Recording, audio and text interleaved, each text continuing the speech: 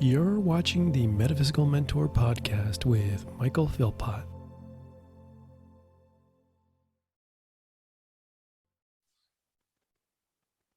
So we are recording. Hello, everybody. Thank you so much for tuning in to the Metaphysical Mentor podcast.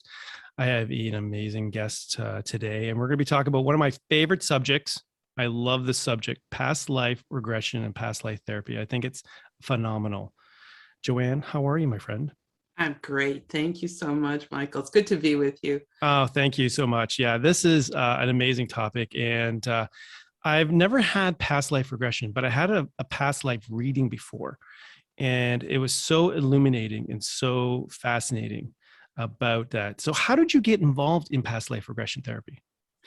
Well, I've always been interested in reincarnation since I was a teenager, and then sort of forgot all about it until 1987, when Shirley MacLaine, Out on a Limb, was made into a miniseries and showed for 2 nights on ABC in January. I'll never forget that, because it was my big, and I think not only mine, but a lot of other sleeping metaphysicians woke up that night, right? Yeah. And when she started talking about her past lives, I thought, oh yeah, I was really interested in that when I was a teenager. And it just, especially the past life part of it, just really just brought me back to the surface of, oh, I really want to do this now for a living. And so when I say for a living, I mean on a professional basis. And that same year, 1987, I joined Edgar Cayce's ARE, Association for Research and Enlightenment. And I was living in Chicago at the time, and I became involved with the Heartland region, because at that point in time, the ARE was regionalizing. So they were setting up regions in different parts of the country, with the idea being that you wouldn't have to come all the way to Virginia Beach to go to a program. It would be basically in your backyard. So I became involved with the ARE Heartland region. And in doing so, I met some really phenomenal speakers, some of whom were noted in the field of reincarnation studies. I became friends with them, and we talked and told them my story and about my own suspicions about my own past lives. And I decided to start a research organization for past life work, and I called it Plexus. And so we had meetings every month, and I brought in speakers.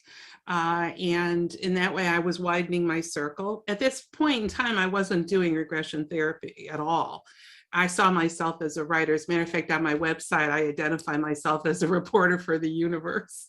I like that. That's how I saw myself. I was a writer by profession, and I love doing research. So all I wanted to do was hear about everybody's experiences, and then write them down and then send it out to the world. And that was my job. But then Henry Leo Bolduc, who has since passed away, but he was really big with the ARE back in the late 80s, early 90s, said to me once, he said, Joanne, you know more about past life work than 90% of the therapists that are out there. Why aren't you doing this work?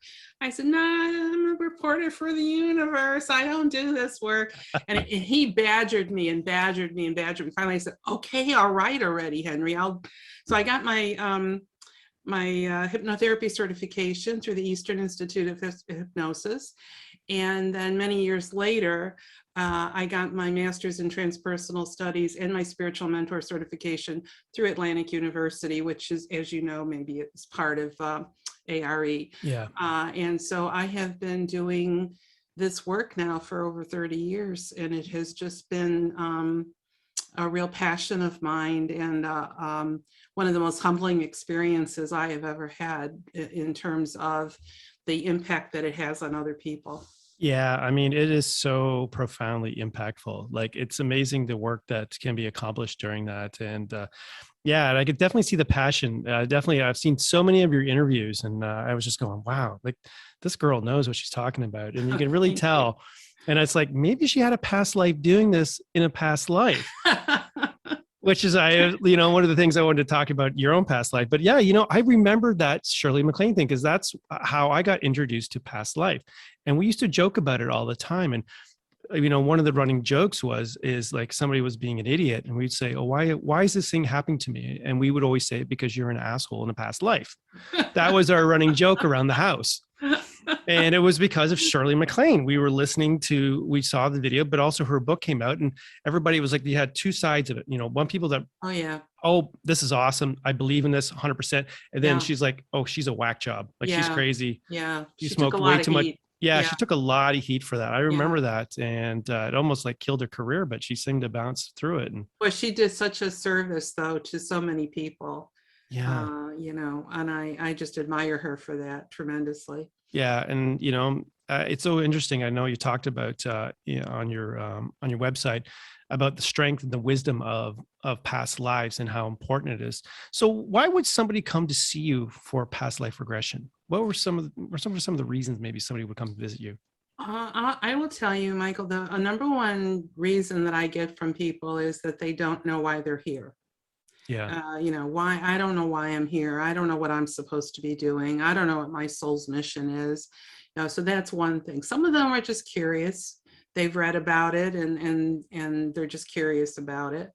I have to watch that though, because I don't do this for entertainment purposes. So, I explain to them, this is really going to change your life. Because we are the sum total of all the lives that we've lived. And we are working on certain karmic issues in this life that we brought in with us from a previous life. And that many times is holding us back or causing us some grief. Or on the flip side, it could be a talent, skill, or ability that we brought in with us that we're applying to our lives now. So just really to know yourself, to know your soul's journey from the moment of creation until now is one of the main reasons for doing it. So when I do a regression with somebody, I always take them to the life that's most impacting them now, because we've lived so many past lives that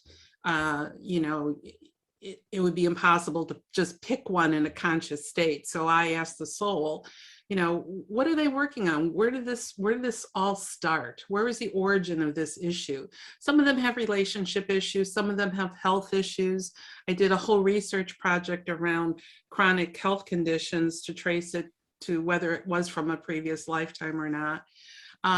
Some of them, financial issues, there's all kinds of reasons for them to come for a session, but they all leave a completely different person. Even if they come in sort of skeptical, like, I'm not sure about this, they don't feel that way when they finish the session, that's for sure. Yeah, I've heard so many amazing things about that type of therapy and how, just from health issues.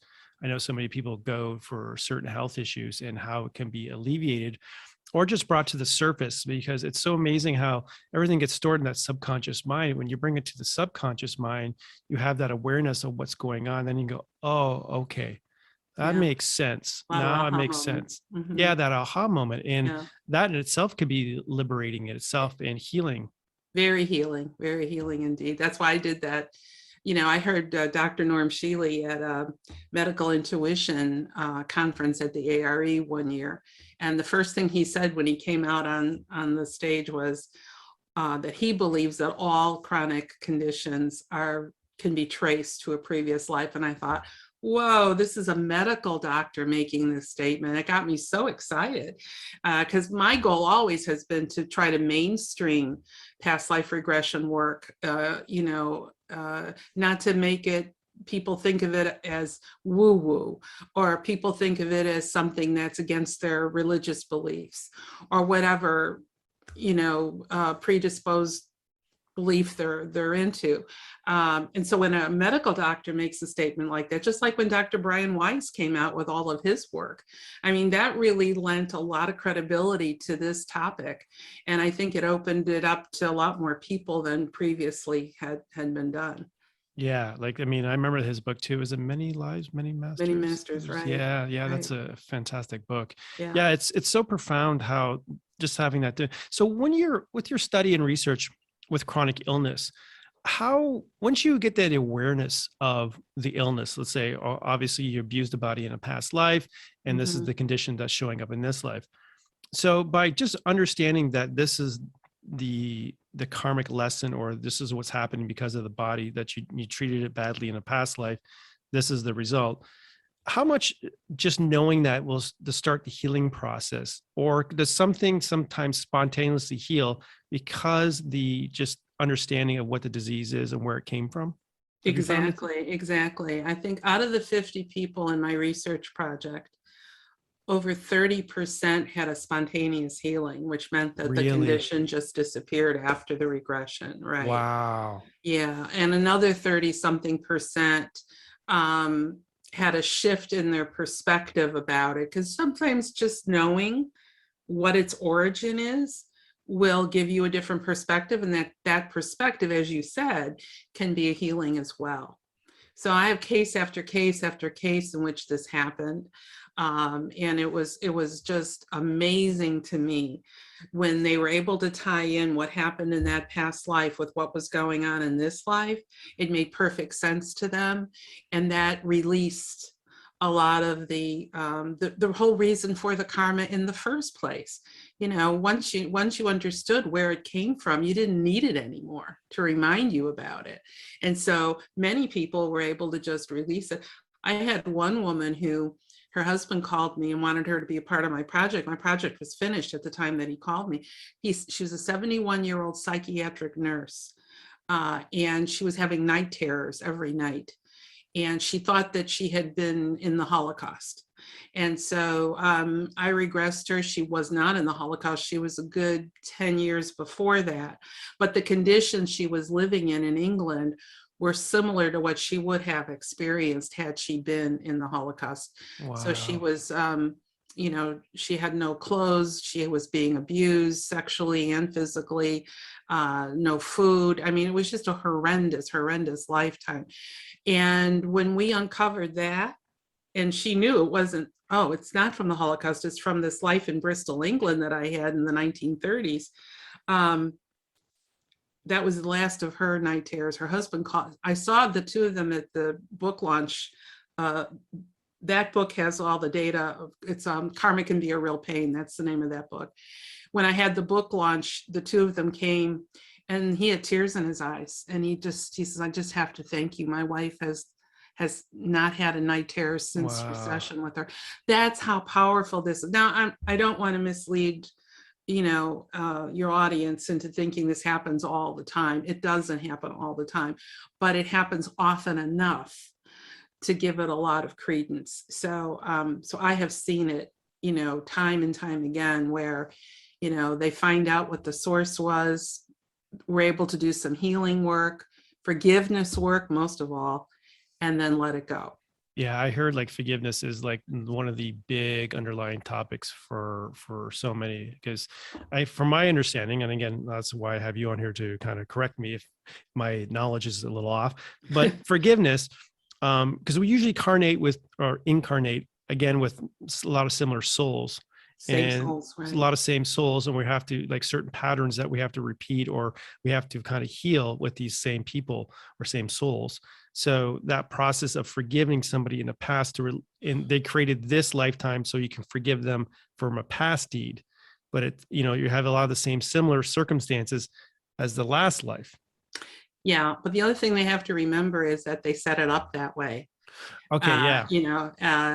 Which is the life between life subject matter, in that you plan your life and you look at some of the karma from a previous life. And I did another research project about that, and some people were carrying karma with them that happened 1,000 years ago. So it wasn't like it was the immediate previous life to this one. They decided in that pre-life planning session, while you're still in spirit, when you're in the afterlife and you're working with your guides and the council of elders, and to map out, what do I want my next life to look like? What do I need to work on? And so they sort of have your report cards in front of them to see how you've done in the classes you've taken on Earth. And they go, oh, you know what? You didn't pass that whole you took that class on abandonment and you didn't pass it, so you're going to have to try that one again. And so members of your soul family, now these are souls that have traveled with you from the beginning of time, but they change gender and they change roles. So in other words, your mother in this life could have been your husband in a previous life. It's Wow. the same group of souls, it's a pod. Yeah. And we know each other on the most intimate level. And our goal is to help each other out while we're helping ourselves out, right? So, you'd say to you're planning this life and you're going, I'm going to work on abandonment. And so certain members of your soul family are going to say, I'm going to come in with you and I'm going to come in and as your husband, you're going to be female, I'm going to be a male, I'll be your husband. And at some point in time, I'm going to abandon you.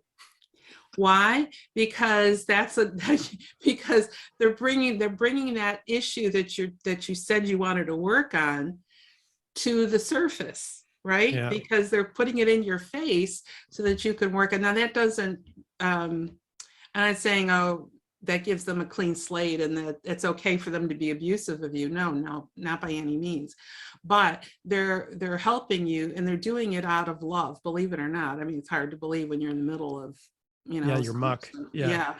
But and that helps you to forgive them because they loved me so much that they abandoned me. It doesn't make any sense in physical terms, right? No. In being in a physical body, but from a spiritual perspective, it makes perfect sense. That is very logical the way all of that works out. So Yeah. Yeah, I've heard so many stories about, people saying they were tricked into coming here from their counsel and their guides. And it's like, I can't believe I'm here again. I can't believe. And I always hear from a lot of my friends, like, if I only knew about this lifetime, I wouldn't have signed up for this one. I want to redo. And basically, a lot of times that's what karma is. It's just a redo again of your life. Yeah, it's like Casey said, it's meeting self. If you look in the Edgar Casey readings, he uses that phrase over and over again, to meet self. So we're constantly being, we're looking at the things that we did that are now affecting us. So, when we're talking about physical conditions, people, like a lot of people that are obese, they could have been that they made fun of obese people before, or they could have starved to death in a previous life. And now they can't get enough, but once you understand that, you can stop that pattern, because that's all it is. It's just a pattern that we repeat over and over until we resolve it. So it's like going to school, you sign up for certain lessons. Once you pass the class, guess what? You don't have to do it again. That's it. It goes into your positive karmic bank account. So you can pull on that experience anytime you want. But if you don't pass the test, if you don't pass the class, then you have to repeat it. And then it comes up again and again and again until you can figure it out. That's one of the things about past life work that I think is so effective. Because most people, unlike traditional psychotherapy, with most people will only need one session. Because wow, then that profound. Wow. Yeah, I mean, they can have more if they want. I mean, I'm not going to put myself out of business. Yeah. But most people will just have that one. They'll get their aha moment, their life will be changed, and that's it. Then they're off. Others will want to visit other lifetimes, or they'll want to dig deeper into a particular past life. And they may want, but I have very seldom had repeat customers, believe me. It's mostly just once, and then they're unless they want to try something else. In other words, they might want a traditional regression. They might want one that has the soul writing attached to it. They might want the physical karma one, or they might want the pre-life planning session. So it just depends on what their needs are. But they all get answers at the end of it. Even if they don't see it, I see it very clearly. I can see the patterns very, very clearly. And so we do take a look at, well, what do you have in common with the person you were before? Who from that life are in your life now, and why? What are they doing in your life now? Yeah. So speaking of that, sorry to interrupt you. No. So how do you know when people from your past lives are with you in this lifetime? Well, you could usually recognize them. I've had several people from my past life in this lifetime. Sometimes it's a blessing, sometimes it's a curse. Depends on what you're working on together. I think you don't even really need the mindset of I believe in reincarnation, because sometimes you'll just get a feeling. I tell people, feel out the essence of that person's soul. Don't look at their out exterior. Don't look at their body. Don't look at whether they're female or male or whatever. If you look directly into the eyes are the windows to the soul, as Shakespeare said. That's true. The eyes do not change from lifetime to lifetime. The body does, but the eyes pretty much remain the same. So you could recognize people if you have that sensitivity and you have that desire to feel them out. You'll say, you'd have to know almost about a past life, because you'd say, oh, that person feels like Johnny from my previous lifetime or something like that. But even if that isn't the case, if you've experienced a deja vu feeling with these people, that's often a sign that you've been together before. Yeah. Now, I just got a quick question. Now, we usually incarnate with our soul group, so we have our soul pod, the individual souls. Now, do we have an extended family of that are also helping us as well? Oh yeah. It's, you have the nuclear group that's together, but then you have new souls kind of coming in and out. Like, for instance, my mother, this was the first time we were incarnated together. And when I asked, after she passed, I wanted to find out why. And I was told that she felt like she just wanted to see what it would be like to be my mother. And so, but yet my father, I recognized him from many, many lifetimes. So sometimes we come as a package deal. So it's like, you choose your parents. And you may have a connection to the one parent, but not the other, but because they're together, you work things through with both of them. So people on the periphery, like friends, colleagues at work, teachers, people who come into your life, they make a profound difference in your life. They may maybe help you to change your perspective on something, and then they leave. Yeah. So they are, they're not all here for the long haul.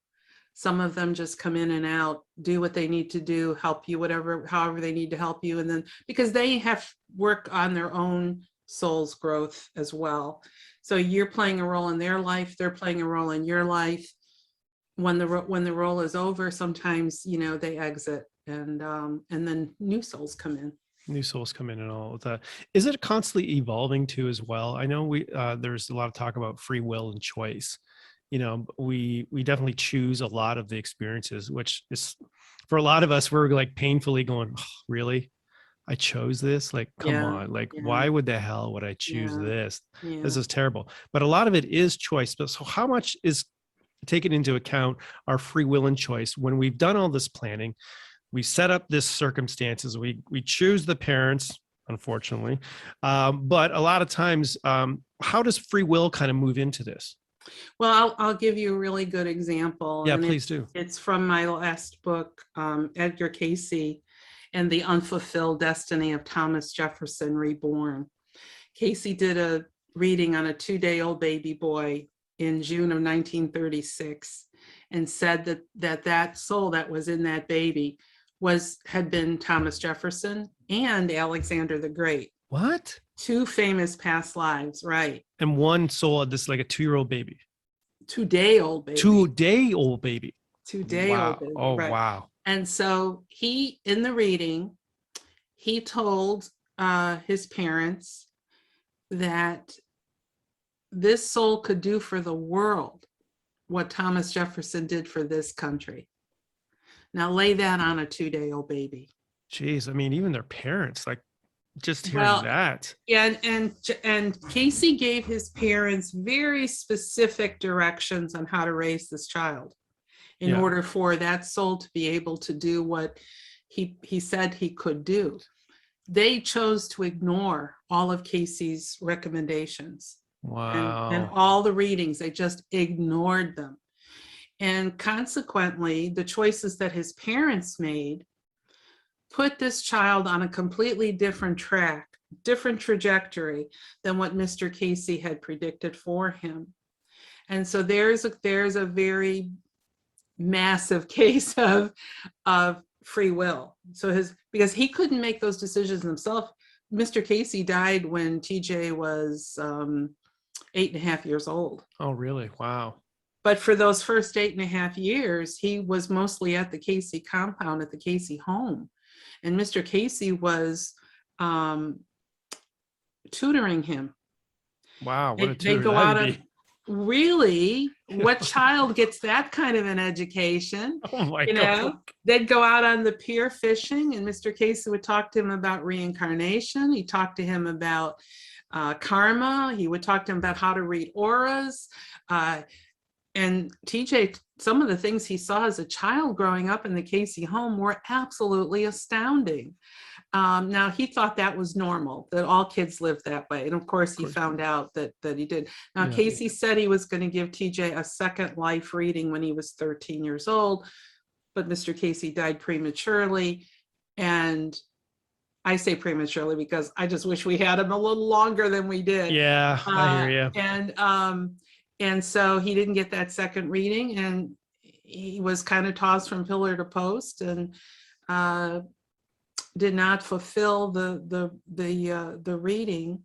Although I think that reading had more to do about the Casey work than it did about any kind of political global initiative where Thomas Jefferson was concerned. So here's the interesting part about it, is that TJ is still alive. He's 85 years old. Oh, really? He lives here in Charlottesville, Virginia,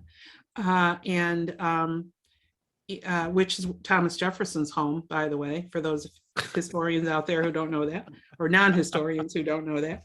Well, you do now. You do now. So See there? Come to Charlottesville. I'll show you around. And there were, throughout the book, I give examples of how he, as a child, remembered the Jefferson life. He's never had a regression. So I've offered to do them over and over again, but he keeps saying no. The Alexander the Great lifetime, he's not too happy about that one. He said, I don't think there's anything great about a man who goes around killing people. So he was not happy about that life. The Jefferson life, when he was 3 years old, he went up to Mr. Casey and started reciting the Declaration of Independence and told Mr. Casey that he wrote it. And, you know, there's stories like that all through the book that I think are fascinating. But, you know, for years, he's been really not well liked among some of the Casey people, because of the fact that they feel like, wow, you had this opportunity, you had this chance to really change our world, and you didn't do it. You became this, he kind of became like a hippie, you know, kind of a vagabond in a way. Yeah. Never had a decent job, yeah, you know. So people look down on him because he didn't fulfill that prophecy. And yet my purpose in writing the book was to show why he didn't.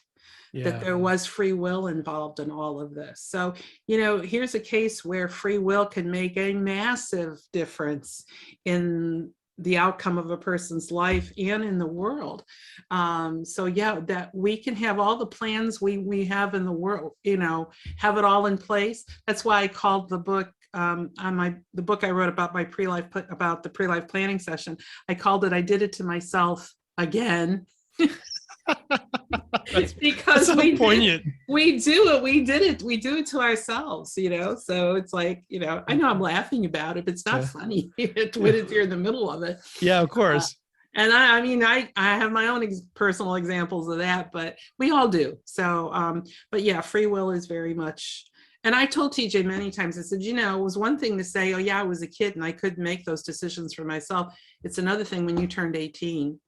You really could have said, you know, Mr. Casey wanted me to study this, or he wanted me to do this, or whatever. I'm gonna follow that course. And of course he didn't. So yeah, a lot of that is on his shoulders. Yeah. Like, you know, do you think he might have been the person he was supposed to be if he didn't have the reading, if he didn't have that life reading, that information wasn't there? Who knows? Who knows? I don't know. I mean, that's a huge, like, I mean, to put that on somebody at that age and to have that type of responsibility. Yeah, his parents were didn't really want him, as they were both alcoholics and gamblers. Oh, nice Um, choice on those family. well, see, he chose them because he wanted to live with Mr. Casey. And as a soul looking down on Earth and trying to plan his entrance, he said, I couldn't come in as Casey's child because they were too old to have children. So I thought, well, he says, I couldn't come in through Gladys Davis, who is Edgar Casey's secretary. I couldn't come in through Gladys because she wasn't married or having any children. So, genius plan. I'll come in through Gladys's brother and his wife. They won't want me. And because they won't want me, they'll give me to Gladys. And then Gladys will get me to Mr. Casey. Oh my So, gosh. yeah, it was really ingenious, and it worked. It absolutely Wow. worked. So, yeah. Wouldn't there be a possibility if he's doing this pre-life planning? Now, as far as the pre-life planning, is there a certain time frame where you're supposed to be on the other side? Or can you just kind of just turn around? Like, couldn't you have reincarnated a little bit earlier? Maybe. Yeah, I suppose it's usually, my research has shown that in Earth years, it's between 50 and 200 years between lives, unless Okay. it's a suicide, or unless you've been prematurely, if your life is ended prematurely, like through a war or a murder or something like that. Yeah, he says that by the time, there's no time in spirit. Yeah. And so he said by the time he looked in on Mr. Casey, he was already older and not having any more. His children were grown. And so he thought, I've got to get in there. How am I going to get in there? So I'll come up with this plan. And that's basically what he did. Wow. That is Pretty ingenious. yeah, man. I mean, hey, what's Thomas Jefferson? And, Yeah, right. I mean, we have wow. by the way, we have a lot of Thomas Jeffersons in Charlottesville.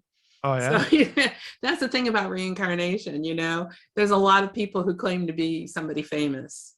Yeah. So you've got a lot of Cleopatras running around, a lot of Napoleons, obviously, Yeah, they have the syndrome, I should say, but not yeah. really the. So how would you distinguish between, would the actual person actually have to have done a regression to find out? I know a lot of people, we joke about it. It's like, oh, I was a past life of this. So would you actually have to regress in that? And have you found cases where you've had other people who were so-called famous history people in your studies? Yeah, a few. Stonewall Jackson is one of the ones that are, I when I do a regression with people, I don't negate anything that they say or any of their experiences. But sometimes somebody will say something to me and it's just wishful thinking on their part. In other words, I had a woman who came to me and said she was Patrick Henry in a previous life. I said, really, why do you say you're Patrick Henry? She said, because he was a good talker and so am I.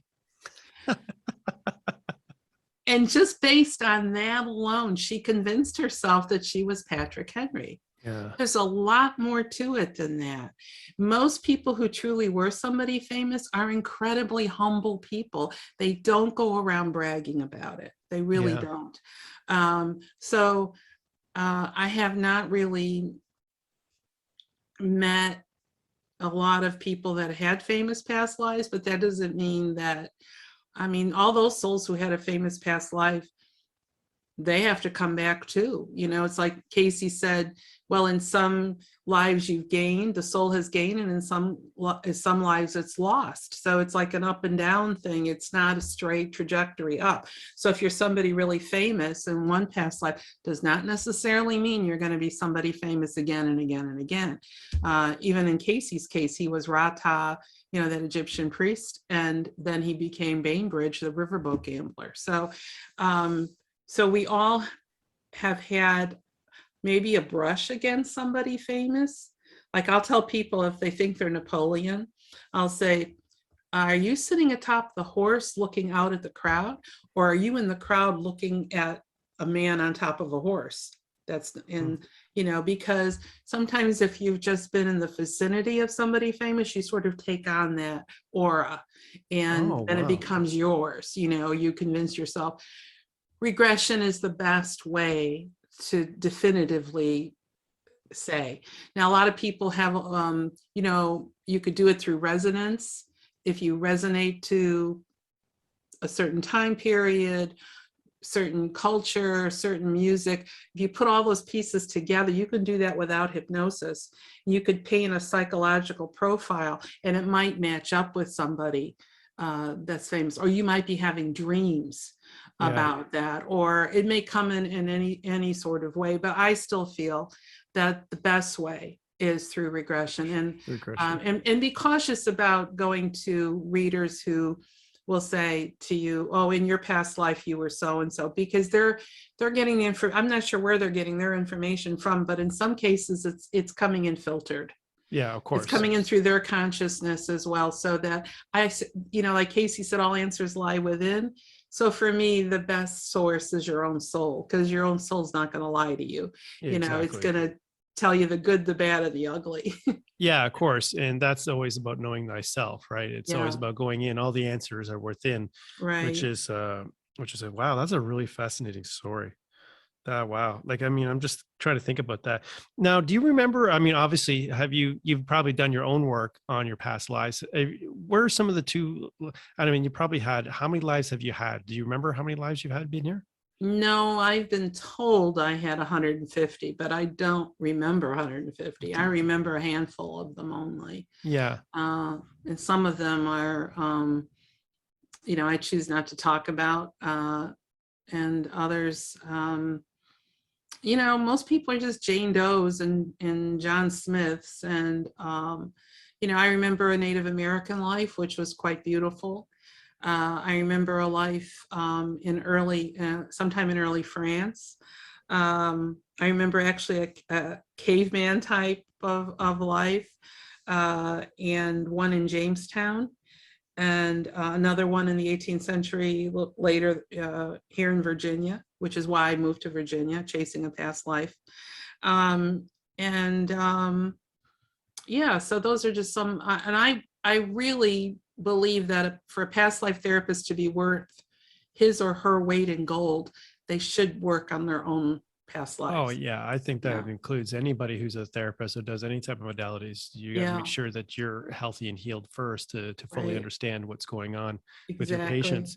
Yeah. So one of the things I've heard is talk about memory triggers and or what they call bleed throughs, where you get like a past memory bleed through coming through. Like you could be like doing something, or you're actually in a place. Let's say you happen to travel to France, and all of a sudden, all these memories start flooding through. Have you had people come to you where they had these memories where they've traveled somewhere, or are they just obsessed with the Chinese culture and they can't figure out, why they're obsessed with, this specific period in China at the certain time? Yeah, they don't come with that in mind, but when they discover it, then it all clicks. Oh, no wonder. Some people like to go to the same place over and over on vacation every year, and they don't know why. Okay. For me, when I was in college, I majored in 18th century American history just because I loved it. And I had a professor say to me, "You have the most uncanny feel for the 18th century of any student I've ever had." And I thought, yeah, I do, don't I? And so when I graduated, I came to Richmond, Virginia, and I was going to work my way up to Boston and just up the Eastern Seaboard, visit all those places I had this uncanny feel for. Yeah. And that only made me go deeper into the fact that I did, in fact, have a past life here, because I had an emotional reaction when I came to Virginia. Wow. I was born and raised in Chicago. I mean, spent all my life in the city, and I kept thinking, what am I doing here? That's why I feel right now. Do you really? Yeah, I do that. I'm living in the city of Toronto, and I'm feeling like, what am I doing here?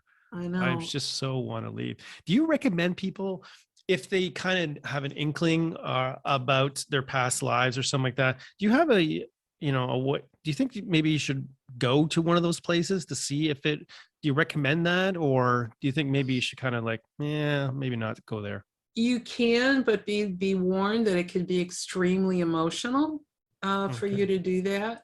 I had an emotional response when I first came to Virginia, and I was only 21 at the time, and I thought I was going to die. I was having heart palpitations and couldn't catch my breath, and Wow. a really big experience. I know I've read some books where people have gone. Betty Riley, for instance, wrote a book called A Veil Too Thin, Reincarnation Out of Control. And she was a beggar woman in 16th century England, died in the Fire of London or whatever it was called, I forgot. But she went to London, and boy, did she have an experience there. So some people have written about that, about actually going to the place.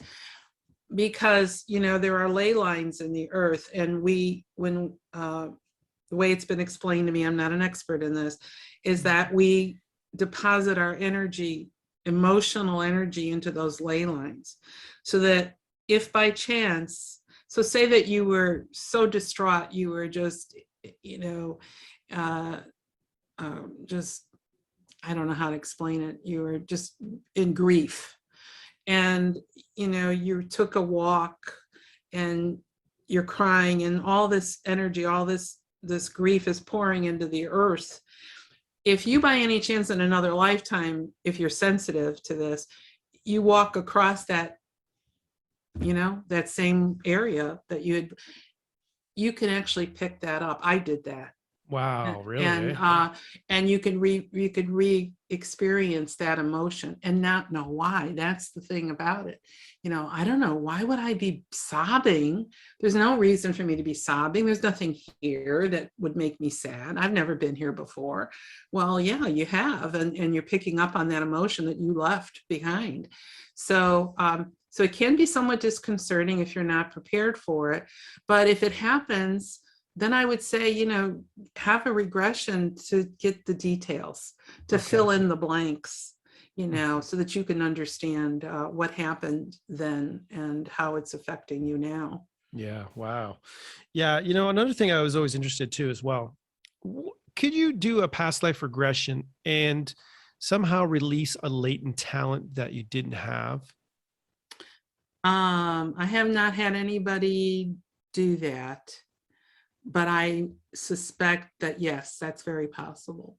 Yeah. Because When you see little children who, like, they'll play the piano effortlessly at age 3, and you'll go, oh, that's an old soul. Well, no, there's no such thing as an old soul, by the way, Michael. We all created at the same time. What that means is that that little soul is the memory from that past life is bubbling up, and it could have been it could have been Mozart, don't know. So a child prodigy many times is expressing the talent that they had as adults in another lifetime. Then they just brought it in with them. So there are people that are really good with numbers, or people that are really good with craftsmanship, with carpentry or making furniture or something, or writers especially, or composers. This is something you've done before. As I mentioned earlier in our chat, this is in your positive karmic bank account. You could pull on that talent and ability anytime you want, because it's always there. You don't lose that. Once you gain it, you don't lose it. So yeah. so yeah. So how do you keep filling that positive bank account?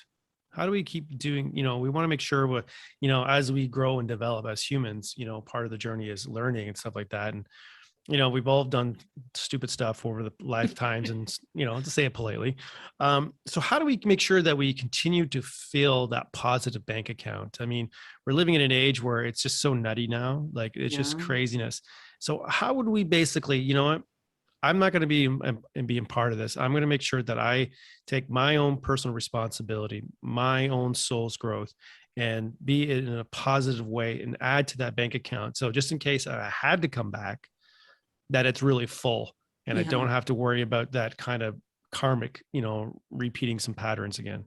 Yeah, well, you just said it. That's exactly how you do it. You finish what you don't run away from issues that are plaguing you. Work through them, push through them.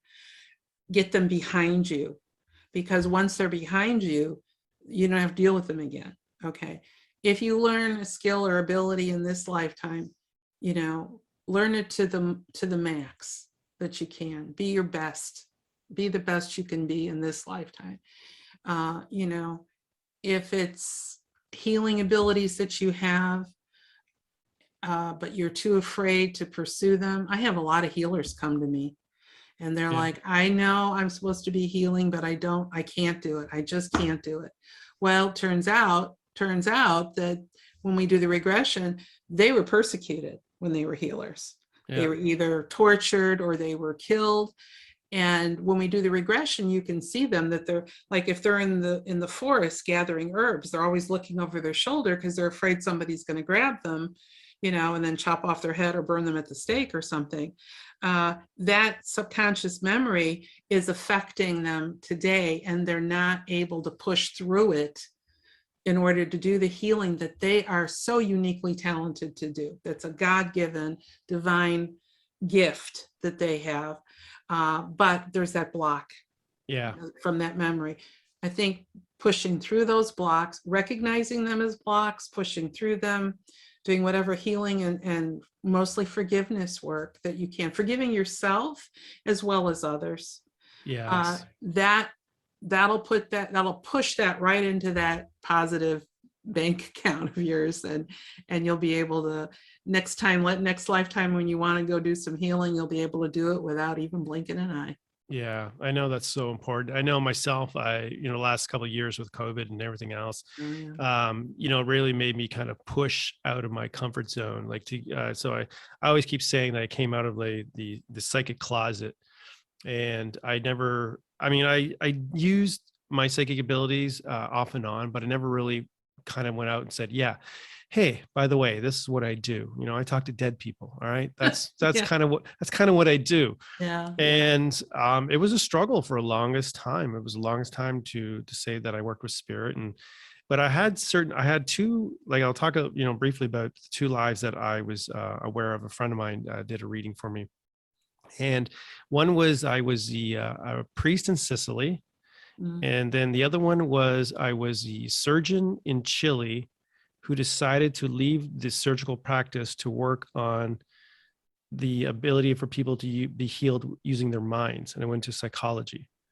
And it's funny that a lot of the stuff that I do now is very, very similar to what I do. And the whole persecution is, like you talked about that, I felt that I would never say what I was doing. I didn't talk about these certain practices. I was so afraid about that. And I couldn't do that. And it really plagued me. And I was like, and my friend reminded me, it was like, oh, by the way, do you know that you were persecuted and you were laughed at? And that's the thing. People still were laughing at me. They go, oh, you're not a psychic. What are you talking about? You know what I mean?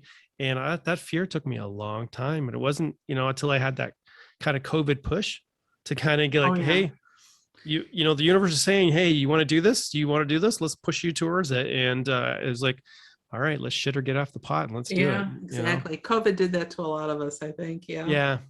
Which, was a kind of a blessing in disguise, but it was so amazing. And I was very grateful for that understanding of it and just to push through it. And because it could be very lonely. Yes. It was. And that was another thing. You talked about abandonment. I had abandonment issues. I signed up for a lot of stuff, I realized. Another brave soul that you are. I don't know if I was brave or just like an idiot, like one or the other. I was like, well, dang, like what did I sign up for? Oh my gosh. How about going forward after this lifetime? Can you basically, I know you've talked about the life in between life. Can we kind of do a pre-life planning for the next life? Well, I tell people to be careful what their last thoughts are when they're dying, because that sets up the next life. Yeah. Wow. I had a woman come to me with head to toe psoriasis. I don't know if you heard me tell this story. No. And she wanted to know where it came from. And we went to her past life. She was a call girl in the Old West. And when at the moment of death, I said, what were your last thoughts as your soul was transitioning out of your body into spirit? She said, I don't want to be touched anymore. So in the next lifetime, she manifests a skin condition in which nobody wants to touch her. Touch her. Wow. I've done some progression appointments. I don't like doing them because, again, we've got free will and anything goes.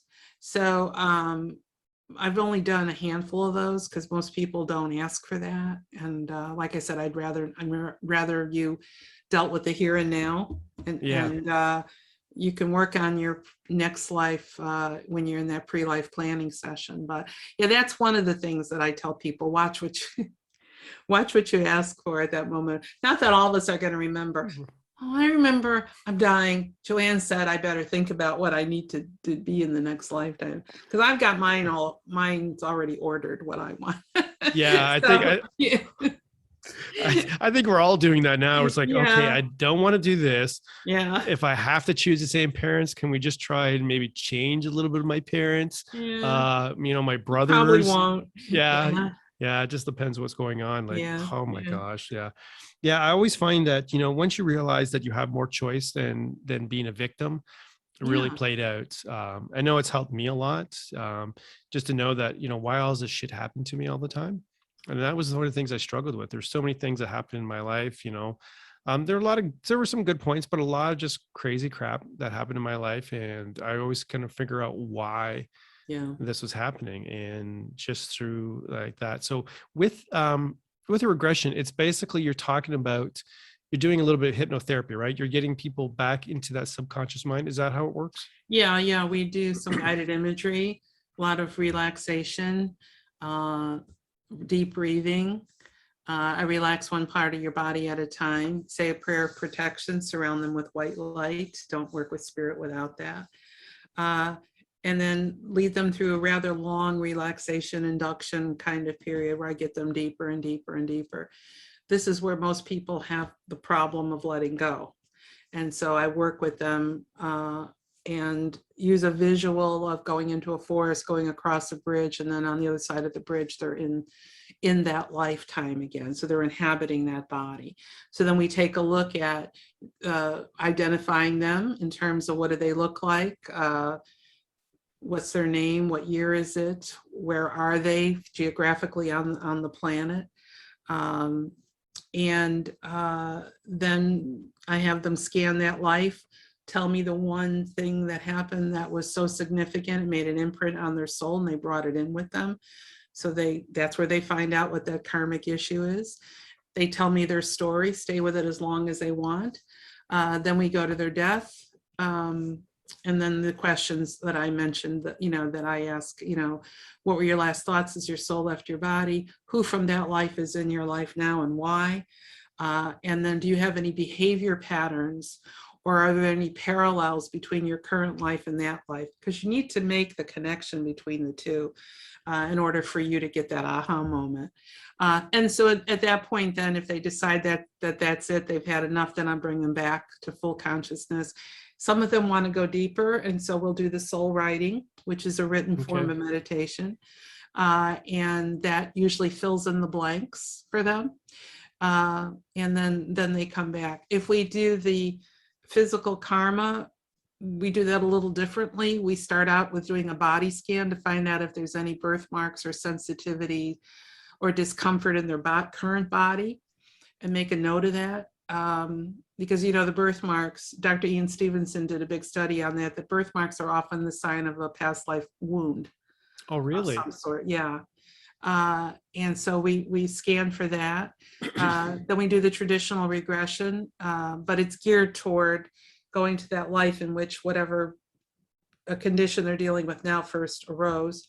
And then we do a lot of healing and forgiveness work with that particular regression, and then add the soul writing. And then the life between lives, we go to the past life impacting them now, take them, bring them back into their current life, back them up so that they're in the afterlife, so that you're in the afterlife right before you were conceived in this life. Okay. So you're in spirit before you become in this life. And we look at all the planning session. We look at your session with the Council of Elders. We list your karmic issues, your karmic attributes. We define your soul's mission. We say, why did you pick your parents? Which members of your soul family came in with you? what are your memory triggers and why did you pick the body you have? So it's a lot. Those are like Wow. 3-hour sessions. They're very in depth. That's really in depth. Wow. Yeah. And then I give everyone a written transcript Of what of goes their on. session. Yeah. I do all my sessions now. Since COVID, I've learned to do them on Zoom, and they're actually more successful on Zoom than they were when I had an office and people were coming. And that's because people are very comfortable in their own home. So that Yeah, I when guess I that go to makes do, sense. when I go to do the relaxation, they're in their own bed or they're in their own, easy chair They're or in their whatever. pajamas and Yeah, and they don't have that anxiety of driving to an office where they don't really know where they're going, and they can control their environment better. So it actually has been, it's been a godsend to learn to do it on Zoom. And I'm now I have a global audience. I don't have to just be the people who live in the Charlottesville, area. Virginia area. Yeah. Well, So that's yeah. so profound. That's so amazing. Well, I know you've had a global audience for a while. I mean, you've written so many books. I mean, it seems like you're on everybody's podcast except mine, but now you are. Thank There you. you go. Yeah, and I'm so happy about that. Yeah, it's amazing the work you've done, and it Thank just you. continues to just kind of grow. And I'm so happy for you. And it's just such an amazing, amazing thing. So that being said, Joanne, we're almost out of time. I see that. See what happens Wow. when you're having fun? I know. I mean, I do this like 50 minutes because I figured, most people have 50 minutes. I would love to get to the point where I could sit there and talk to you for an hour and a half because I probably could talk to you for an hour and a half or I'm even sure we more. could. Yeah. Just yap, yap, yap, yap, Yeah. whatever. I really appreciate it. But that being said, Joanne, if people are listening to my podcast and they're either watching the video on YouTube and they want to have a past life regression, they want to do some soul writing, which I highly recommend. Where can they find you? They can find me on my website. It's joannedimaggio.com, JoanneDimaggio.com.